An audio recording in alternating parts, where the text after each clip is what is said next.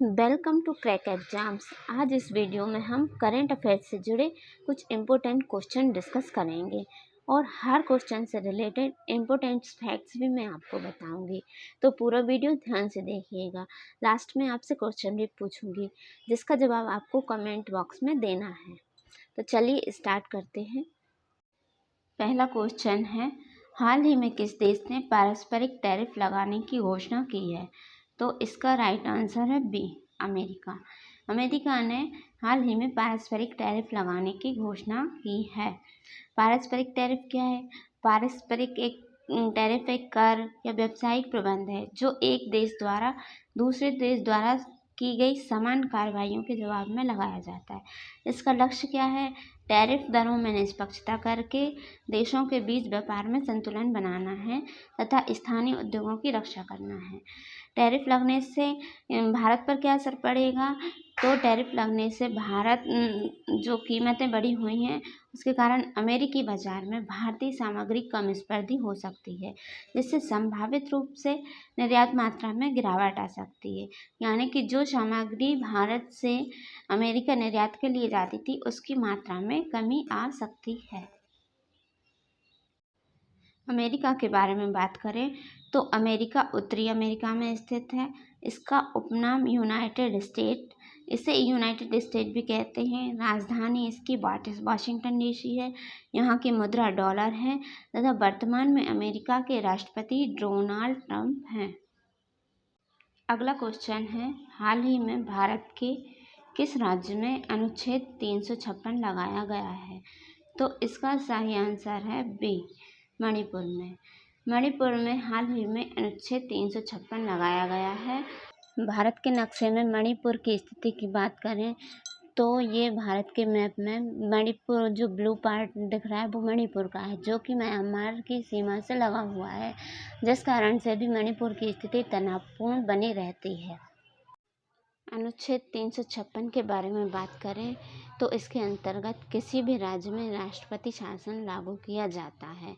इसके तहत यदि कोई राज्य संवैधानिक प्रावधानों के अनुसार काम करने में असमर्थ है तो उस राज्य का नियंत्रण केंद्र सरकार के हाथ में आ जाता है। तो क्यों लग रहा है वहाँ पर मतलब 356? तो इसका मुख्य कारण तो ये है कि वहाँ के मुख्यमंत्री ने अपने पद से इस्तीफा दे दिया है, जो कि एन बीरेन सिंह थे अभी यहाँ के मुख्यमंत्री। तो उन्होंने इस्तीफा दे दिया, लेकिन वहाँ पर अभी कुछ विवादपूर्ण स्थिति चल रही है, जिस कारण से वहाँ पर राष्ट्रपति शासन लगाना अनिवार्य है। मणिपुर संकट का एक कारण जातीय संघर्ष भी है। मणिपुर में मेतेई समाज के जो लोग हैं वो अनुसूचित जनजाति का दर्जा चाहते हैं, लेकिन वहाँ पर जो कुकी और जोमी समूह हैं इसका विरोध कर रहे हैं, जिस कारण से भी वहाँ पर विवादपूर्ण स्थिति बनी हुई है। एक कारण है कि म्यांमार में राजनीतिक अस्थिरता। म्यांमार जो कि मणिपुर की सीमा से लगा हुआ है, वहाँ के चिन, काचिन और सांगांग क्षेत्रों में भारी लड़ाई के कारण बड़े पैमाने पर विस्थापन हुआ है। कुछ लोग वहाँ पर आकर रहने लगते हैं, जिस कारण से कि भारत के सीमावर्ती राज्य प्रभावित हुए हैं। मणिपुर के बारे में बात करें तो मणिपुर का क्षेत्रफल 22,327 वर्ग किलोमीटर है।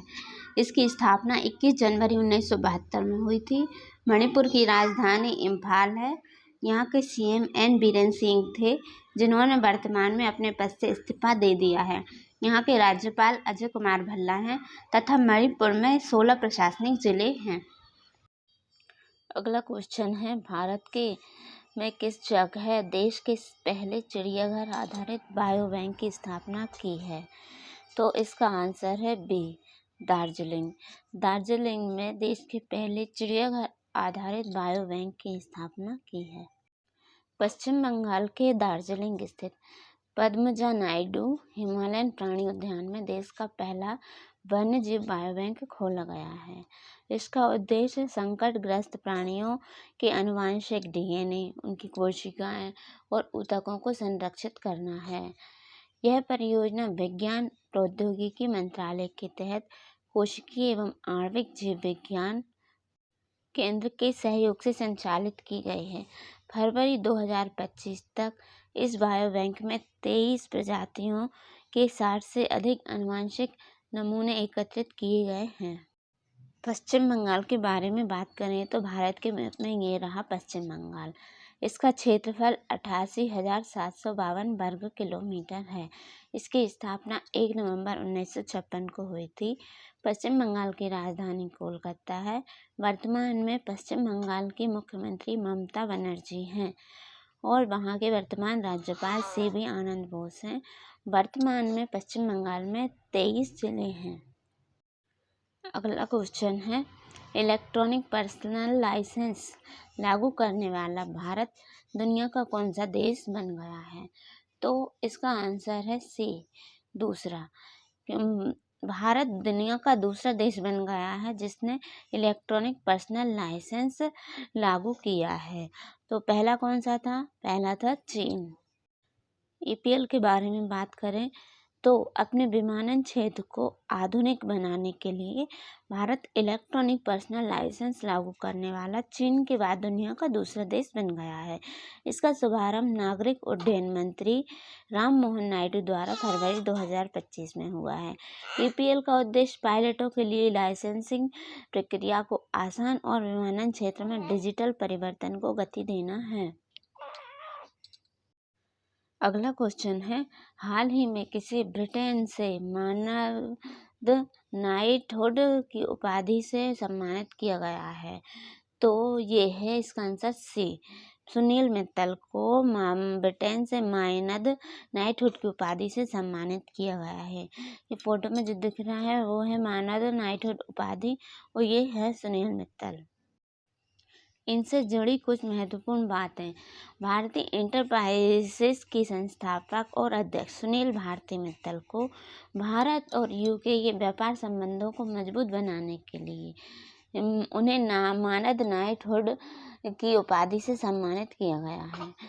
ब्रिटिश उच्चायुक्त द्वारा नई दिल्ली में एक विशेष समारोह आयोजित किया गया था जिसमें उन्हें Knight Commander of the Most Excellent Order of the British Empire की उपाधि से सम्मानित किया गया।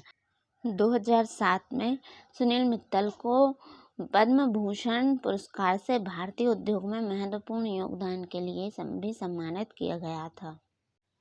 ब्रिटेन के बारे में बात करें तो ब्रिटेन यूरोपीय महाद्वीप में स्थित है। इसका उपनाम इसे ग्रेट ब्रिटेन भी कहते हैं। इसकी राजधानी लंदन है जो कि ब्रिटेन के मैप में ये रही।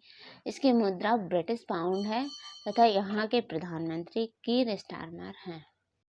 अगला क्वेश्चन है, हाल ही में केंद्रीय उत्पाद शुल्क दिवस कब मनाया गया है? तो इसका आंसर है डी, 24 फरवरी को केंद्रीय उत्पाद शुल्क दिवस मनाया गया है। केंद्रीय उत्पाद शुल्क दिवस की थीम अभी तक घोषित नहीं हुई है, लेकिन ऐसा अनुमान लगाया जा रहा है कि ये मुख्य रूप से कर अनुपालन और आर्थिक विकास पर केंद्रित होगी। शुल्क दिवस का महत्व कर परावर्तन और आर्थिक विकास में उत्पाद शुल्क अधिकारियों के योगदान को मान्यता देना है। केंद्रीय उत्पाद शुल्क दिवस की महत्वपूर्ण गतिविधियां ये हैं, सेमिनार होगा, पुरस्कार समारोह होंगे और जागरूकता अभियान चलाया जाएगा। अगला क्वेश्चन है, हाल ही में लगातार 2 बार किसने ISL खिताब जीता है? तो इसका आंसर है डी, मोहन बागान। मोहन बागान कोलकाता का भारतीय फुटबॉल क्लब है। ये एशिया का सबसे पुराना फुटबॉल क्लब है। इसकी स्थापना 15 अगस्त 1889 को हुई थी। ISL क्या है? ISL का पूरा नाम इंडियन सुपर लीग है। इंडियन सुपर लीग भारत के पुरुषों की पेशेवर फुटबॉल लीग है। इसकी शुरुआत 12 अक्टूबर 2014 को हुई थी। इस लीग को भारतीय फुटबॉल महासंघ का समर्थन मिलता है। अगला क्वेश्चन है, हाल ही में मध्य प्रदेश के किस शहर को भारत के सबसे स्वच्छ शहर का दर्जा लगातार 7वीं बार मिला है? तो इसका आंसर है बी, इंदौर। स्वच्छता सर्वेक्षण 2023 में इंदौर और सूरत को संयुक्त रूप से भारत के सबसे स्वच्छ शहर का खिताब मिला है। इस बार इंदौर और सूरत दोनों को संयुक्त रूप से भारत के सबसे स्वच्छ शहर का खिताब मिला है। राज्य स्वच्छता रैंकिंग में महाराष्ट्र को प्रथम और मध्य प्रदेश ने द्वितीय स्थान प्राप्त किया है। अरुणाचल प्रदेश, मिजोरम, नागालैंड, राजस्थान और त्रिपुरा को स्वच्छता के मामले में सबसे निचले 5 राज्य माना गया है। नई दिल्ली के भारत मंडपम में आयोजित स्वच्छ सर्वेक्षण पुरस्कार 2023 समारोह में राष्ट्रपति द्रौपदी मुर्मू ने पुरस्कार दिए हैं। अगला क्वेश्चन है, हाल ही में भारत के किस राज्य ने पक्षी गणना में लगातार तीसरी बार प्रथम स्थान प्राप्त किया है? तो इसका आंसर है D, Paschim Bangal. Great Backyard Bird Counting कार्यक्रम पश्चिम बंगाल में भारत के में सबसे अधिक प्रजाति की गणना कर प्रथम स्थान प्राप्त किया है, जो लगातार तीसरी बार है। GBBC great Backyard Bird counting 2025 का आयोजन 14 से 17 फरवरी के बीच किया गया, जिसमें 1068 प्रजातियों का दस्तावेजीकरण किया गया, जिसमें से मात्र 543 प्रजातियां हैं वो पश्चिम बंगाल के द्वारा दर्ज की गई। GBBC की शुरुआत 1998 में हुई थी, जिसमें भारत ने 2013 से भाग लेना शुरू किया। GBBC 2025 में निम्न दुर्लभ पक्षी प्रजातियां देखी गईं, जैसे कि इबिस बिल, स्पॉटेड क्रेक और कमान स्टर्लिंग आदि। पश्चिम बंगाल की बात करें तो भारत के मैप में ये है पश्चिम बंगाल, जिसका क्षेत्रफल 88,752 वर्ग किलोमीटर है। इसकी स्थापना 1 नवंबर 1956 को हुई थी। वर्तमान में पश्चिम बंगाल की राजधानी कोलकाता है। यहाँ पे वर्तमान में मुख्यमंत्री ममता बनर्जी हैं और यहाँ के राज्यपाल CB आनंद बोस हैं। वर्तमान में पश्चिम बंगाल में 23 प्रशासनिक जिले हैं। अगला क्वेश्चन है, हाल ही में किसने भारत के नए चुनाव आयुक्त के रूप में पदभार संभाला है? तो इसका आंसर है सी, विवेक जोशी। विवेक जोशी, जो कि एक प्रतिष्ठित IIT रुड़की के यांत्रिक अभियंता और हरियाणा कैडर के IAS अधिकारी हैं। इन्होंने नए चुनाव आयुक्त के रूप में पदभार संभाला है। इनका कार्यकाल फरवरी 2025 से 18 फरवरी 2031 तक रहेगा। भारत के मुख्य चुनाव आयुक्त ज्ञानेश कुमार हैं। अगला क्वेश्चन है, हाल ही में स्पोर्ट स्टार पुरुष हॉकी का खिताब किसे दिया गया है? दोस्तों, इसका आंसर आपको कमेंट बॉक्स में देना है। डेली इसी तरह के वीडियो पाने के लिए चैनल को लाइक, शेयर एंड सब्सक्राइब जरूर करें। धन्यवाद।